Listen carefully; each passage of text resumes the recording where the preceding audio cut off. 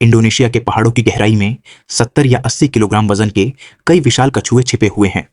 कई मछुआरे इन्हें पकड़ने के लिए पहाड़ों पर जाते हैं, तो इससे वे आसानी से 10,000 की मासिक आय भी कमा लेते हैं।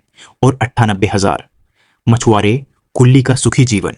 लाहो गेला कुल्ली ने अपने उपकरण तैयार किए और मछली पकड़ने के कई वर्षों के अनुभव के साथ वह दृढ़तापूर्वक कीचड़ भरे पानी में चला गया। आप भूमिगत आवाज करके बता सकते हैं कि कोई शिपमेंट है या नहीं। यह प्रतीत होता है कि यह आसान काम नहीं है, क्योंकि कोई नहीं जानता कि पानी के नीचे किस तरह के जीव हैं। पानी के भीतर टैटू बनवाकर किसी को परेशान करने पर फूल आदमी शायद मौके पर ही मर जाएगा। इसलिए विशाल कछुओं की खोज करते समय कुरिला हमेशा बहुत सावधान रहेगा। आधे घंटे से अधिक समय तक ऐसी सड़क पर खोज करने के बाद कुरिला ने आखिरकार एक नई खोज की। अगली बार जब उसने उसे छुआ तो उसने पाया कि यह लकड़ी का एक टुकड़ा था। इसीलिए आगे बढ़ते हुए उसके पास अपने चचेरे भाई से शिकायत करने के अलावा कोई विकल्प नहीं था। भले ही वह 20 से अधिक वर्षों से मछली पकड़ रहा था, उसने हर बार नया ज्ञान सीखा।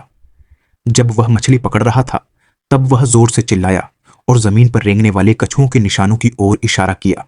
उसे पूरा यकीन था कि कछुए अपने बदला लेने के सपने को जल्द से जल्द पूरा करने के लिए यहां आए थे।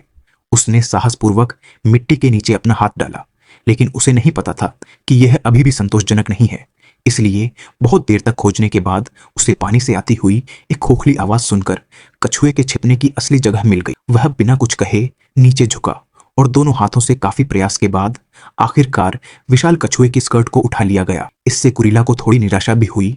अपेक्षा के अनुरूप पड़ा। लगातार खींचने के दौरान कछुआ अभी भी बहुत प्रतिरोधी था। ऐसा लग रहा था कि इस कछुए का स्वभाव अच्छा था। मैंने इसकी क्रूरता का परीक्षण करने के लिए इसे साफ पानी से धोया। किसने सोचा होगा कि यह इतना घातक होगा।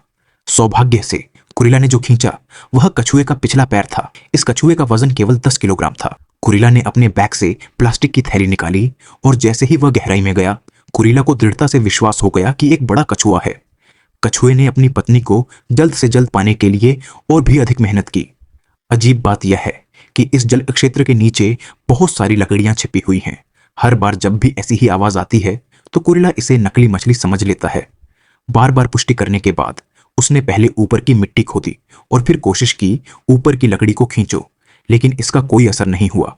अंत में मैं केवल उसे सावधानी से एक तरफ से खींच सका और दूध चूसने के लिए अपनी पूरी ताकत लगाने के बाद आखिरकार बड़ी मछली को बाहर निकाला। उसने अपनी गर्दन को भी कोसा। देखने में यह नरम खोल वाला कछुआ उससे कहीं बड़ा था। जब उसने इसे पकड़ रखा था, आप कल्पना नहीं कर सकते कि यह कछुआ अपने वर्तमान वजन तक कितने वर्षों तक जीवित रहा। ऐसा लगता है कि इस बार वह पलटने के लिए कछुए पर निर्भर होगी। एक तरफ खींची गई लकड़ी की छड़ी कछुए को दी गई और उसने उसे काट लिया।